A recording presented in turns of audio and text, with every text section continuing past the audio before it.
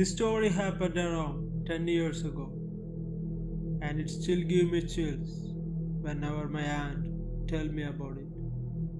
It all started when she and her husband decided to spend the holidays at the remote desert cabin.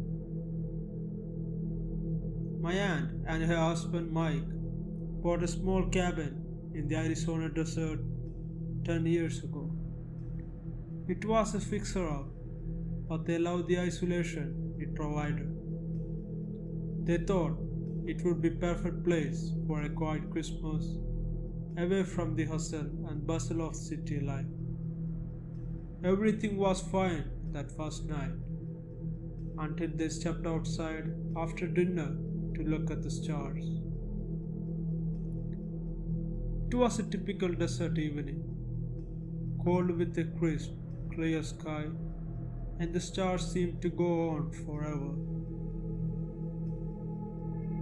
They walked out into the yard to get a better view when they noticed something strange in the distance.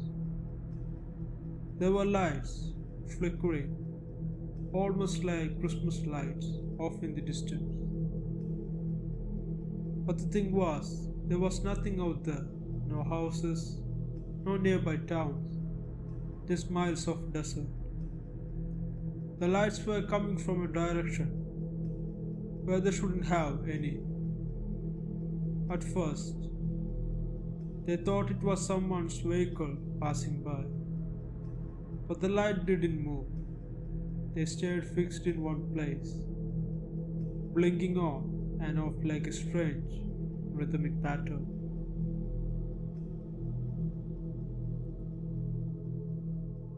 My aunt's husband, who was a bit more adventurous than my aunt Michelle, suggested they go and investigate what's the light. They grabbed their flashlight and head toward the lights. The farther they walked, the more the lights seemed to shift positions. It was like they were leading them, guiding them deeper into the desert. By the time they reached the location where they first thought the lights were coming from, they found nothing, just an empty stretch of sand. Suddenly, the air seemed to grow colder and unsettling silence fell over the desert. The lights had disappeared, as if they were never there to begin with. The stars above them seemed to be dim in comparison to the eerie quiet that surrounded them. And Michelle and Mike stood there, scanning the empty desert around them, unsure of what they had just experienced. Mike shrugged it off, trying to be the rational one. Maybe it was some kind of reflection or a light from a distant town, he said, though his voice was betrayed his unease. But Michelle couldn't shake the feeling that something was wrong. The coldness in the air felt unnatural, and the silence, too complete and too profound, made the hair on the back of her neck stand up. My aunt suggested they head back to the cabin, but my younger, ever the skeptic, instead of walking a little further to see if they find anything else. He talked about it, how it was probably just a mirage, a trick of the desert. Come on, it's just a little further, he urged, starting down a narrow path that led deeper into the desert. Let's see if we can find the sign of any lights.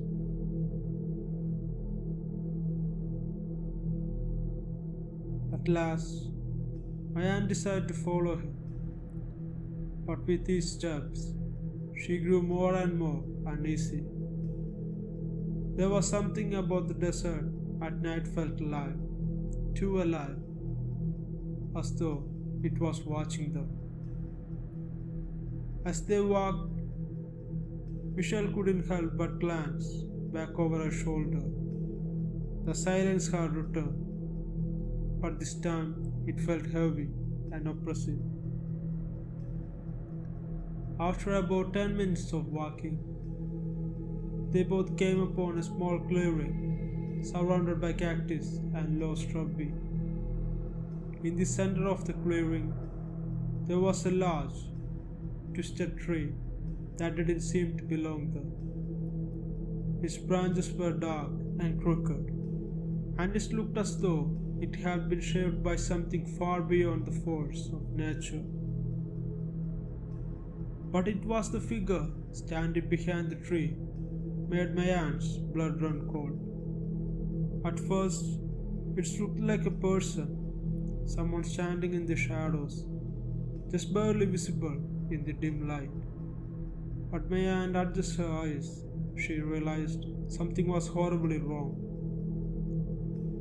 The figure was tall, impossibly tall, with long and thin limbs that seemed to stretch unnaturally as they moved.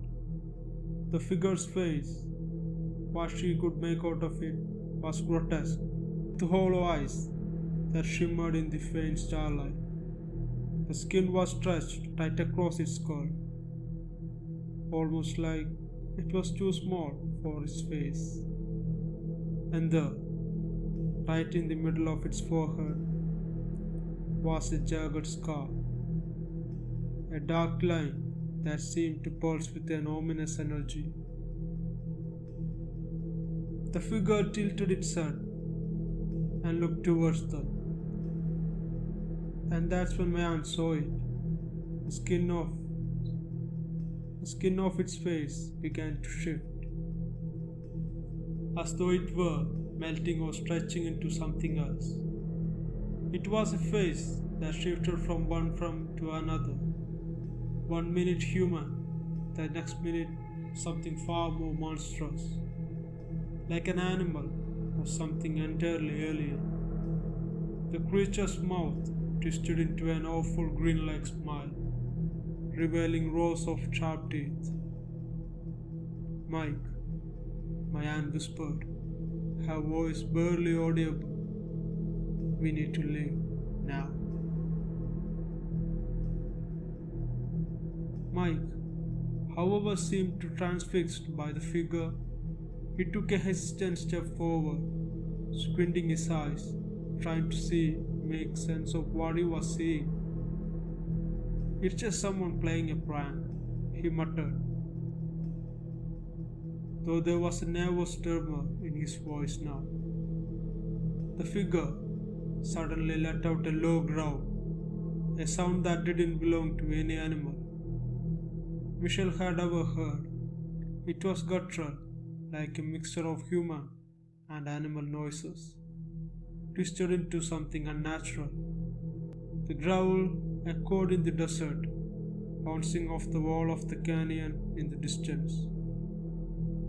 Then, as though it had been waiting for the right moment, the creature began to move. The figure started to run towards with an unnatural speed, faster than any human could move. Its long arms hung low, almost scraping the ground, and it came toward them with a jerky, unnerving gale. Its shape shifting as it moved, sometimes a man, sometimes an animal, sometimes a horrifying combination of both. My aunt grabbed my uncle's arm and yanked him back, fear taking over her body as adrenaline surged. "Run!" she screamed, but Mike was frozen, his feet rooted to the spot in sheer terror. Finally, something inside him snapped, and he broke free from his trance, stumbling backward, the path that led to the cabin. Michelle was right behind him, her heart pounding in her chest, and they didn't stop running until they reached the safety of the cabin. Once inside, they bolted the door, barricaded themselves in, their breaths coming in ragged gasps.